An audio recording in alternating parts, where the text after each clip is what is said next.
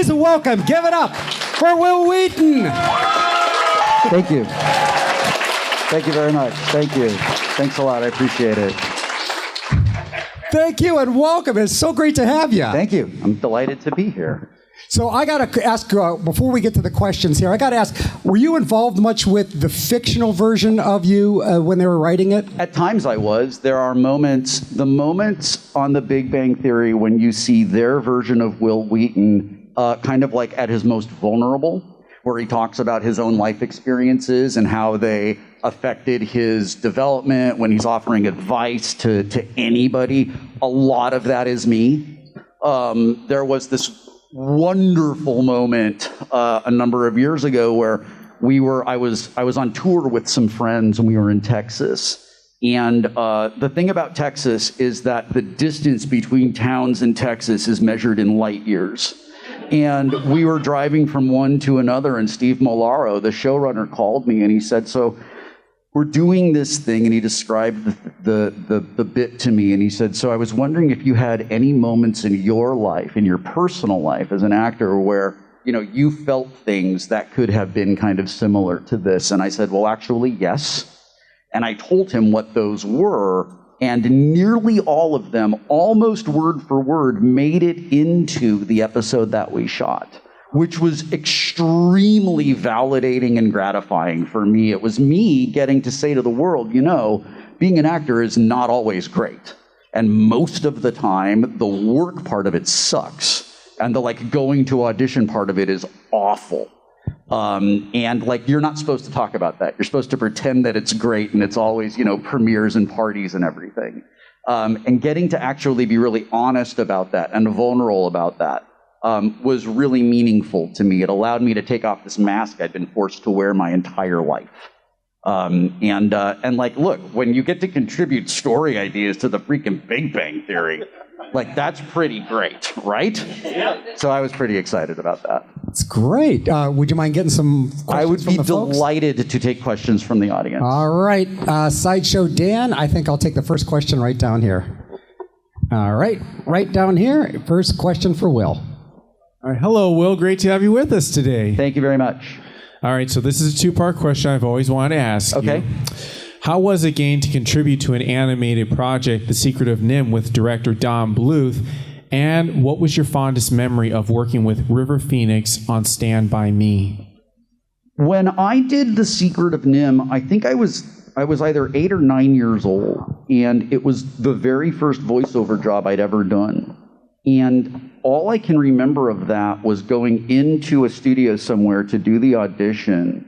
And I read all the lines and I did all the things that they asked me to do. And when we were done, somebody, and I don't know who it was, said, so can you come do this job next week? And I'm like, a child. And I was like, I'll have to ask my parents, but I think so. And I went out into the waiting room, and I think my mom was taking me on auditions then, and she was like, so how did it go? And I said, they want me to come do this next week. Can I do that? And she was like, wait, what? Then we went and talked to them, and they cast me I have never been cast on the spot like that before. At least that I know of. I found out from other directors over time that I was cast in the room immediately, and I just didn't know for weeks. I can't really pick out a particular moment from Stand By Me that is more important than another one, because to say this memory with River is the most cherished and the most precious and the most important is to say that all these others are somehow less than that. And in my heart, it's just not like that. It's just this one big, beautiful, tapestry of all these wonderful things we did together. I will tell you that I knew he was special. I turned 13 when we did Stand By Me. River turned 15. I knew that he was special. I knew that he was a generational talent. I knew that he was going to have the career that everyone who ever chooses to become an actor wants. We all saw that in him. We all knew that he was operating at a level that the rest of us were just pretending to operate on. It is a terrible tragedy that he died so young. It's a terrible loss for everyone who was close to him. It's an artistic loss for our species that he wasn't around to bring life into who even knows what he could have done since then. Okay, we have a question right over here. Hi, Mr. Wheaton. Hi. You were on my favorite television show of all time, Leverage, as the villain, Chaos. Oh, it was so much fun. Thank you. What was that like for you playing a villain? Did you have more fun with it than some of your other roles? Like, what did you like so much? You can't see me smiling behind my mask, but I promise you I am. I had the absolute greatest time doing that. He was such a delightfully douchey character. There's this wonderful moment in my career where for a minute I'm doing these great D-bag characters. It's Dr. Parrish on Eureka, and Chaos on Leverage, and Phlox on The Guild. And the early years of Wil Wheaton on The Big Bang Theory when he's kind of a troll to Sheldon. It was so fun to be those, because that's antithetical to who I am. Like none of those things are ever okay. The thing that was most fun about playing Chaos is that John Rogers, who created the show, John and Amy Berg, who created the character, John and Amy and I sat down and we talked about Chaos's motivations, and we all concluded that he desperately wants to be in Nate Ford's crew, like more than anything in the world. He wants to be that guy with those groups of people. And they won't take him, they won't let him. So he's like kind of acting out and hoping if I can thwart these dudes, they'll eventually be like, we're so tired of fighting with you, we'd love for you to come be on our side. But the thing about Chaos is he sucks and he doesn't know it. He's like, he's okay, he's fine, right? Like, he can get through security on like an ATM, but he's not Hardison, right? And but he doesn't know it, and he really believes that he's that good. So the very last episode, when Hardison and Chaos are keyboard writing next to each other, I remember thinking, buddy, you got there. Like, you finally got where you wanted to be. Congratulations. It was an incredibly, incredibly fun thing to do. And being those characters you love to hate was incredibly fun. Just so much fun. Because every single day it was, how much further can I push this guy being a shit? Like, what can I do? Like, how far can we push this and see? And every time I thought I had taken him way too far, the directors would always say, like, that's good, go a little more. Okay. A question right down here in the middle. Hi, Will. Hi. I know that you're a bit of a D&D player, just a little bit. A little bit. What's your favorite memory playing D&D, or what's your favorite experience doing D&D?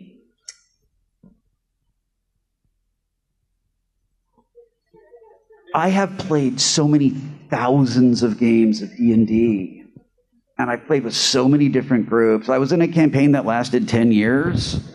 By the end of the campaign, we were killing the gods, which was great. Even the lawful characters were justified because the gods had like turned their back on the people or whatever. That was really exciting, although strangely anticlimactic after 10 years for it to just kind of end. Honestly, the most memorable, meaningful, and important Dungeons & Dragons based memory in my entire life is me being 11 years old and opening up the red basic box for the very first time when it was brand new in 1983. That was my Christmas gift from my great aunt. My great aunt is the only person in my family who ever saw me. My parents didn't see me, my aunts and uncles didn't see me, like nobody bothered trying to see me. They didn't get past, this kid is an actor. My great aunt really saw me and really knew who I was, and she knew that I was a weird kid who loved fantasy and loved imagination and loved reading and all of these things, and she had heard that this was a game for smart kids who really liked to use their imaginations, and she was like, that's you, buddy. And she gave it to me, and honestly, I felt really ripped off. My cousins got video games that Christmas, and my brother and sister got like toys, and I got books, I got homework. But when I opened it up, the very first line inside that book, when you open it up, is it says, this is a game that is fun, it helps you to imagine. I'm like, okay, so I have some editorial notes on this. But as an 11-year-old, seeing that, I thought, well, they can't say that if it's not true. And as I started reading it, I realized in this world, all the things that make me weird in the real world, and all the things that make me a target, all the things my dad makes fun of me about, all the things my bullies make fun of me about, actually make me really special in this world and make me matter in this world. And I never left. It's like I found a place to exist. I even endured 3.5 and 4.0. Like, I know, right? I've just never left. It's an incredibly rewarding journey for me. Great, and you have to see the shirt and the question. I love your shirt. Thank you. Hey, Will, have you ever been in like the back rooms of the Star Trek conventions with whether it's your cast or any of the other casts and like come up with an idea and said, we should pitch this? Yes. Okay. I was at Star Trek Mission Chicago earlier this year, and I was talking to Mike McMahon, the creator of Lower Decks. I said, I just want to pitch you this ridiculous idea. It's so dumb, but I think that I want us to do. And he was like, go for it. I said, all right. Wesley comes to the Cerritos. For some reason, we don't know what it is, but he's on the Cerritos. And he wants Mariner to think he's cool. Not romantically at all. He's just like, you're the captain's kid. What are you talking about? You're amazing. Like, let me impress you. And every time Wesley's going to do something cool, Boimler shows up. And Boimler is like a little dog who's so excited he can't stop peeing. And like, it just keeps so by the time we get to the third act, Wesley cannot stand this guy. It's, oh my God, he is coming to ruin everything for me. And we didn't get to like the actual resolution of it. We don't know actually what happens. But I said, I just don't know why he's on the Cerritos. And McMahon says, I know why he's on the Cerritos. If you look back to those scenes that were cut from Nemesis, which are non-canonical, please do not make me fight you about this. People always want to argue with me about this. I was going to tell you, I outrank everyone in this building when it comes to this question. He says, Wesley just shows up when there's weddings. Anywhere in all of space and time, that's how he uses his magic traveler powers. He's like, I heard there's a really great cake at this wedding. I heard that blah blah got the Pixies to play at their reception, so I'm going to that wedding. So that's why he's on the Cerritos to attend a wedding. And I said, okay, so the title of the episode is The Wedding Crusher.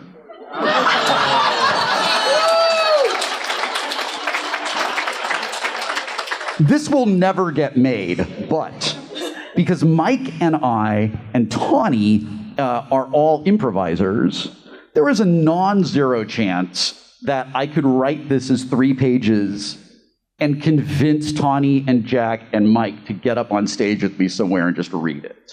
So that's one of my big dream projects that I'm working on right now. And every now and then I text Mike and just ask him how The Wedding Crushers is coming along. And he's like, still working on it. We're still working on it. Question way in the back on that wall. Hi. Yeah, I'm just going to continue on that one you said before. I loved your chaos character. Oh, thank you so much. Too. Since they rebooted that thing, did they ever approach you to revisit that character? They didn't, and I suspect that is because they would have to pay usage fees to bring chaos into this new iteration of Leverage. They would have to pay the creator of the character. That's one of the reasons that that production might decide we're not going to spend money on this. They also may have just concluded, like, we've got all of our stories and we don't need them. Leverage is one of the few things that I'm like essentially retired from on-camera acting now. But Leverage is one of the very few things that if someone said, would you come and do this? I would work really hard to find a way to say yes. Because they're really fun to work with, and that cast is great. We had this, Aldous and I were kicking around this fan fiction idea about Hardison, Chaos, Parker, and Elliot driving what's essentially the mystery machine around the American Southwest solving crimes together. Oh my God. Right? I know, it's amazing. It's super great. It'll never happen. But, I'm just putting it out there because I know there's people who write fan fiction, and I just want to encourage you to get to work. Again, you cannot see me smiling behind my mask. And 2 questions down the middle, one right here. Thank you. I wanted to ask about your relationship with the Next Generation cast. Okay. Are everyone's still pretty tight and get together every once in a while? And then secondly, the other series, did you develop any relationships with the other series cast members? Which other series? Well, the Star Trek series. Okay. The Next Generation cast is my family. We're, I'm just going to bring it down for a second, and I apologize for that. If you haven't read my book, you don't know this. I was abused as a kid, like relentlessly abused. I had an incredibly abusive father and a super manipulative mother who used me to feel important, who forced me to become an actor when I didn't want to do it at all, and then gaslighted me about it until I was in my mid-40s, and I said, I will not take this anymore. Either you treat me like a person or you're out of my life. That left this, there is a black hole in my heart where the unconditional love of a person's parents belongs. Every child is entitled to that. My parents are garbage and didn't give it to me. The cast of The Next Generation did. The cast of The Next Generation showed up every day, all the time, when I didn't know I needed them to show up. They just did it. They were always there for me and have remained there for me for we're closing in on 37 years or something like that. So we're incredibly close. We have a group chat that we're in every single day. When something really wonderful and exciting happens to me, I text them and ask them if they'll be my mom and dad for a minute so that I can just let them know what's going on, and they always receive it and always give back that love and approval that I really hoped that I would always have from them. I absolutely cherish every single one of them being part of my life. It is something I am insanely, intensely grateful for. In my role as the host of The Ready Room, I have had this phenomenal privilege, just ridiculous privilege, of getting to meet so many actors from all the new Star Trek series. And this is weird, right?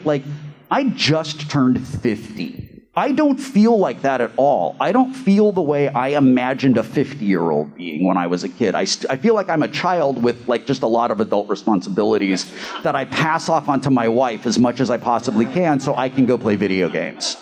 And when I get to go and work on that show, I'm like, are you kidding me? I get to be a big crazy fan with all these people who I freaking love. Well, it turns out all of them grew up watching Next Generation, and I'm older than all of them, which is weird because I have to constantly remind myself, that's right, I'm actually older than Ensign Mount. That's weird because he's the captain. That's strange. And they've all been wonderful. Everybody that we've had on the show has been super great. A lot of people, a lot of members of the current in-production Star Trek shows have talked to me about what it means to be in Star Trek as long as I've been in Star Trek, because they might be in Star Trek as long as I've been in Star Trek too, which gives me this amazing privilege and this incredible gift of being to someone from Disco or someone from Strange New Worlds who George Takei was to me. I get to pay that forward and pass that on a little bit, and it really feels really good and really special and wonderful. They're great. I can tell you that everybody who is involved in Star Trek right now absolutely gets it. They know why we love it. They know why it's important to everybody. They appreciate the privilege, and they understand that they are caretaking something for, if we're all really lucky, 5 to 7 years, as this thing exists that's bigger than all of us involved in it, that's existed for 55 years. And we just have it for this tiny little bit of time while it goes on for the next 55 years. And they all get that and take that responsibility and the privilege of it really, really seriously. And I cannot believe that I just get to go back week after week after week to talk with them, and that they're so excited when I come to the set. And we had some people from Strange New Worlds come to the Ready Room who I had never met before, and they had talked to people from Disco, and they were like, oh, we heard how great this is, and everybody says such cool things about you, and we're so excited. And I was just like, what even is any of this? None of this makes any sense at all. I feel like Lenny with the rabbit, if I'm afraid I'm gonna pet it to death because I love it so much. But yeah, it's been pretty great. And question right behind him. Hey, Will, thanks for being here. Is there any life lesson or professional lesson or just about the business of being in Hollywood you might have learned from either Rob Reiner or the older boys like Kiefer or John? When I was a kid, I wasn't able to learn anything from anybody. I didn't understand that. I just didn't have, that was a language I didn't speak. As I've gotten older, I learned lots and lots and lots of things as they apply specifically to actors. You have to love it the way that you love not starving, to like really do all of the things that are required to get to just show up and do all those things all the time. And if you don't need it that much, it's just not worth it. The most important thing that I think anybody can do on the set, regardless of what their particular job is show up, pull your weight, do your job, and respect that everybody else there is doing exactly the same thing. And that's how we're going to do 12 pages today. Otherwise, we're going to have a really long, really difficult day where everybody's kind of moving in different directions. And we always say, like, let's just remember, we're making entertainment for people. Like, we're going to do our very best, and the hours are long, and the work is hard, and sometimes things are dangerous, and all of that goes on. But we're making entertainment. And I think that's really important, and I think it's important that everybody remembers that. In these last few years, as we have endured fascism in our government, as we have endured this pandemic that just does not seem to want to stop, we've all turned to entertainment to help us get through all of this stuff. We've all gone to books and music and TV and movies and things like that, and it's really important for the people who make that to remember those late hours where we feel just like, gosh, if, this isn't nearly as important as something another person does. It actually kind of is, and I'm really proud to be part of that tradition. Down front on the other side. Yeah, hi. I was wondering, what was your favorite episode of The Big Bang Theory that you were on, and what were your memories from being on that show? So it's kind of a cop-out, but it's the truth. Every episode I did was my favorite episode. Like, as much fun as you think we had, so first of all, you're right, we did have that much fun. Now I want you to take that number, whatever it is in your head, double it. We had more fun than that. Like, we had so much fun, you can't imagine it. And it was the most amazing thing ever. The episode that I have to pick, and I actually do have an answer for this, is going to the premiere of Star Wars, where I get to come out in a Star Trek uniform, and the greatest line I have ever said or ever will say in my entire career, live long and suck it. It's such a great line. I was like, really? I get to do this? So in that episode, when I come down the thing in the whole uniform and all that stuff, I just thought, this is amazing. I love this. Well, before we did the rehearsal, the way it works on a sitcom is on Wednesday we go in and we read the script around the table, and then we do a little bit of really loose blocking in scenes in the afternoon. Then on Thursday morning we come in and we start rehearsing on the set all the stuff that's going to go up in front of the audience. And then we do that all day on Thursday, and then Thursday night the executives, people come in and they watch us do it. They give us notes for things that get changed. The process repeats itself on Friday. On Monday, we generally come in, and if we have things that we have to shoot in advance because it's just not practical to do it in front of the audience, Mondays are the days that we generally spend doing that. So the episode where we're doing all the bowling, everything in the bowling alley, that took like 10 hours to shoot because of the way they had to move the cameras around. So we shot all of that on a Monday, and then on Tuesday, we actually get up in front of the audience and do it that night. So on Friday afternoon, we were going into that set to do that scene for the network and the executives and everybody. And they had already seen me in just the costume. And I don't remember who it was. It was either someone from makeup or wardrobe, brought me backstage little Spock ears and said, do you want to put the little Spock ears on? And I was like, try to stop me. So I put the Spock ears on, and the thing is, nobody knew. We didn't tell the executives, which is an enormous breach of protocol. But we took the chance because we thought the surprise that they're going to see that is going to make them laugh is going to convince them to go ahead and commit to this because they know the audience is going to do the same thing. And it paid off exactly the way that we wanted it to, that we hoped that it would. Shortly after that episode aired, I went to the actual premiere of Rise of Skywalker at Grauman's Chinese Theater, and I went in an original series Star Trek uniform. So I went... My all-time favorite Star Trek uniform, of my favorite one of any series, is the green one that Captain Kirk would wear when Shatner was feeling a little tubby. And I love that uniform. I'm crazy about it. So I wore that to the thing. And our local news was there. And the Channel 9 news reporter comes up to me and is like, "Why are you wearing a Star Trek uniform to a Star Wars premiere?" And I said, "Well, I did it once before, and it was very well received, so I thought I would do it again." And she was like, "You did it once before, when?" And I said, from a certain manner of how did I say it? I said, what's the Obi-Wan Kenobi's line? From a certain point of view, thank you. From a certain point of view, I did this in front of I don't know, 70 million people. And she was like, "Wait, what?" And I said, I said I did this on the Big Bang Theory. She's like, "Oh my God, I get it." All of that happened after the segment was done. When she goes she's talking to the people in the newsroom, and one of the people in the newsroom goes, "That's Wil Wheaton from Star Trek The Next Generation and the Big Bang Theory." And she was like, "What?"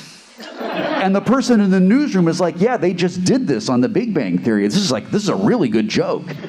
So I felt like, look, I've been on every TV in the world. Nothing compares to being on the local news, man. That's making it. That's amazing. Pat Harvey knows my name. That was a really big deal for me. Okay, I got 3 in a row here. Let's start here. Yes, I wanted to make a comment. I really enjoyed your videos about Dungeons and Dragons that you were doing. At the time, I was in a campaign at my local library, and it gave me ideas. Thank you very much. You're very welcome. That was quick. Nice. And we have a question back here. Hello, Will. Thank you for coming to Pittsburgh. My question is, well, first, as I mentioned at your table, I enjoyed watching how your character Wesley Crusher evolved on Next Gen. My question is there any ideas or thoughts of things that you wanted to do with your character, or are you satisfied with how your character developed on the show? I feel like the promise of Wesley Crusher was never realized on Next Generation. The promise of Wesley Crusher, I really very strongly feel is realized in Adira on Disco. They are awkward and anxious and trying their very, very best to be right there with all of the adults, and they second guess themselves, and they do all those things that I did, and they do all those things that young people do when we are put in a place where we're around a bunch of competent, really professional adults, and we just don't really know. We don't have the skills yet to kind of relate to them. Where I felt that the writers kind of missed it with Wesley is they took all of that and threw it all away. We never saw him go through the fire. We only saw him come out as this incredibly brilliant, really smart kind of idea of the super smart kid who, for the first few seasons, never grew beyond being an idea. Eventually, he does a little bit. And there were probably 5 or 6 episodes that I did around that time that I think are great, that I really loved. I have been re-watching Next Generation. I went through the first 4 seasons, and I put together Wesley Crusher's story.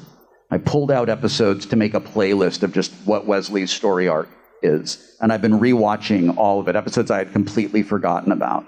And there are these things that are lovely. There's an episode early on in season 2 where Worf is having a really hard time, and Wesley's upset about it because Worf is his friend, and Wesley finds out Worf needs to do this Klingon ritual, and we've got to do it for him because we're his friends, right?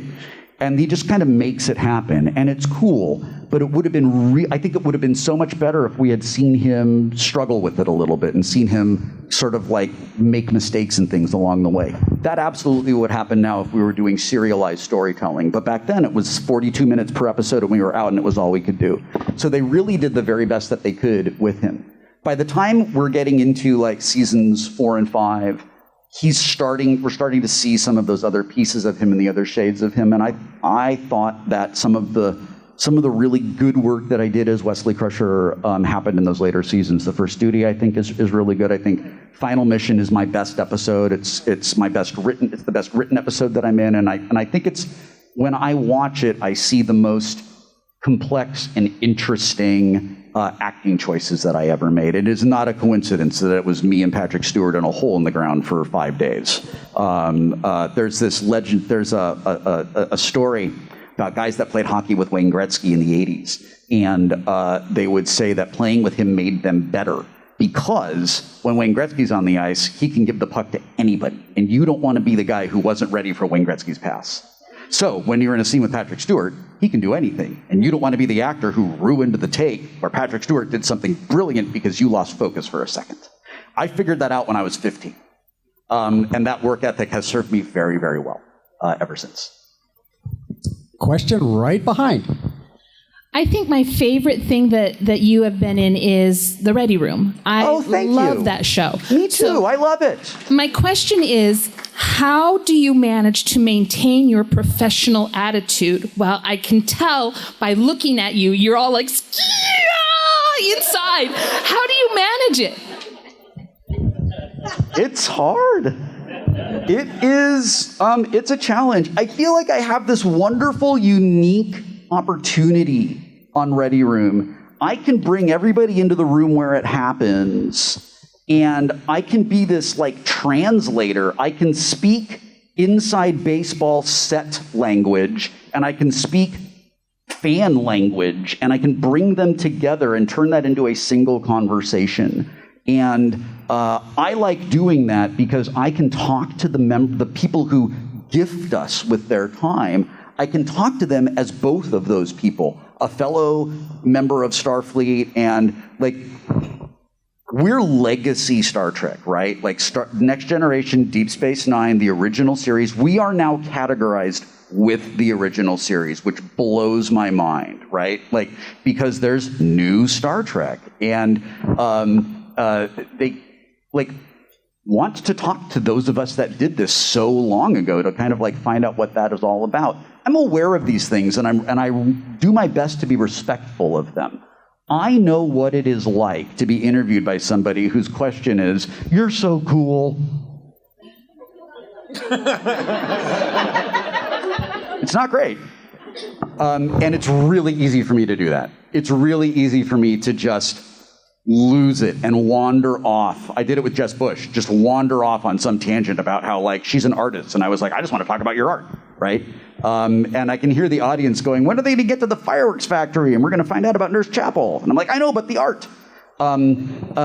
So I have had conversations with everybody on the team. If you ever see me just like 100% flipping out and going like full Chris Farley show, you need to get in my ear and tell me so that I can dial it back. And then I watch the episodes and I give myself notes.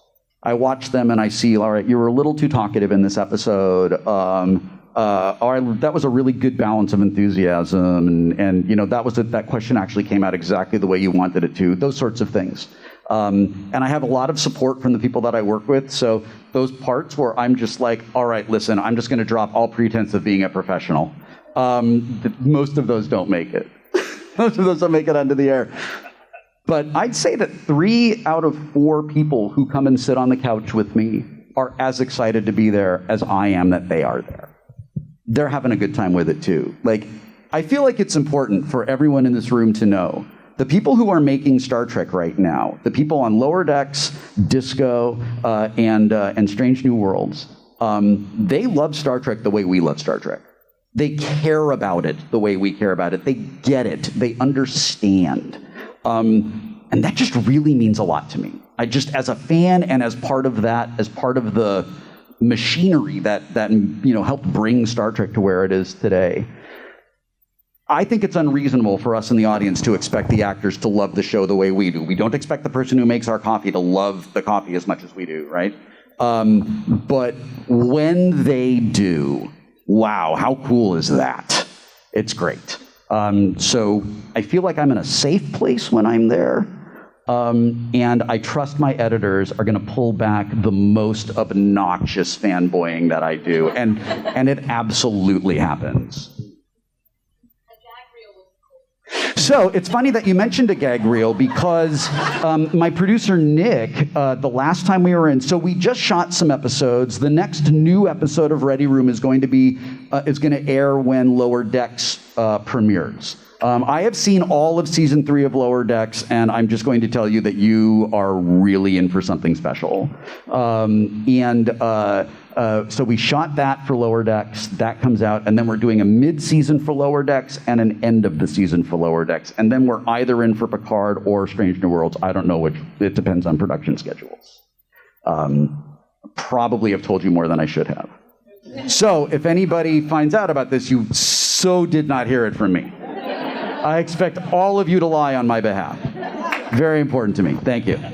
We got time for one more question. You're headed back to your table after this to sign? I am. Okay, so keep that in mind. If you didn't have time for your question, please go visit him. You know you want to visit him and hang out. Here's our last question. Let's do it. Hi, Will. This panel has been really fun so far. Oh, thanks. Thank you for being so lovely. My question is, I know that obviously we're here to talk about Star Trek. No problem with that. But what kind of media have you been enjoying lately? Like, have you read any good books lately? Any TV shows you've binged? Like, what do you like to watch? I just finished a Netflix series called Alice in Borderland that I really enjoyed. As far as, like, it's very much in that battle royale, Hunger Games, Squid Game kind of milieu. It's one of the better takes on that world, and I've really enjoyed it. I just finished that. I have been playing EA Sports NHL 22 for about a year and a half now, but I'm playing it as an RPG. So, like, I'm doing a create a character and leveling him, and I'm, like, emotionally invested in his story, and I hold fake press conferences with him on my Instagram stories feed, where I post screenshots of him talking into the microphone, like answering people's questions and stuff. Maybe it's a little weird, but it's really, really, really fun for me. I've really enjoyed that. And then I just started a game called Stray on the PS5, which I love. The story of it, the artwork of it, the design, the visual design. I have gotten to a level where this happens in games. There are games where the game goes, I am going to assert that I am a video game. And now you have to do video game things. And I'm like, but I was doing story and exploration and puzzle things. And it's like, nope, you're going to have to shoot a bunch of things now. And I've gotten to that point, and now I'm kind of stuck. So the game is not something I play every day. This thing is now, I got to get through this. It's like work. So it's like, all right, I'm going to have to wait for the day that I grind through this level to get back where it's fun. Finally, I lost the ability to focus long enough to read a book sometime into the 3rd month of the pandemic, and I don't know why. I just don't know why. I know I'm not the only one. I have heard that this has happened to tons and tons. I see people nodding their heads.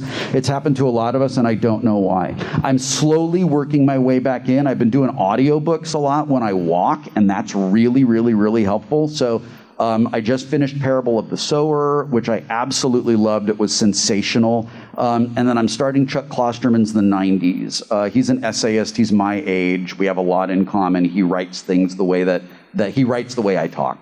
And he's just done a lot more interesting things than me. Thank you for asking about that. That's not a very, people really don't want to know that sort of thing. So I thank you. I appreciate that. I want you all to know that I appreciate you taking time. There's a lot of cool stuff going on here today, and I really appreciate you making the time to sit here and listen to me. I'm right around the corner. I'll be here all weekend long. I am obligated to tell you all that I have a book out. It's called Still Just a Geek, an annotated memoir. Thank you. I'm very proud of it. It's a book that was 20 years in the making. I am a New York Times bestselling author because of the book, and I'm really excited about that. I also want you to know that coming up next month on Star Trek Day, IDW is going to drop the 400th issue of the Star Trek comic, and I got to write a story for it. So I got to write a Wesley Traveler story. And to the best of my knowledge, other than the pages that he was, other than the Wesley Traveler bit that was in Star Trek Picard, it is the only other Wesley Traveler bit that exists in the world. I had to get this story approved all the way up at the highest levels of Star Trek, so that I didn't contradict canon, and so that they would approve everything. Not only did they approve everything, I had to take one thing out because it contradicted canon, which is a bummer because it was a cool scene. But I had to get all of this approval, and from the highest levels of Star Trek, what came down from like Kurtzman's office was, "This is a great story." And that made me feel really, really good, because all I want to do in my life is be a writer. And if people are like, "We like your writing," that makes me feel like I could probably keep doing this, at least do another one. So those are the big things that are sort of coming up, that are happening right now. I really appreciate you. Really appreciate all of you being here today. Thank you very much. Thank you so much. Give it up, Wil Wheaton. You know what to do. It's so nice having you. Hi, this is Aaron Ashmore, and you are watching Fandom Spotlight. Be sure to like, share, and subscribe like now. Oh, and have fun and follow your fandom.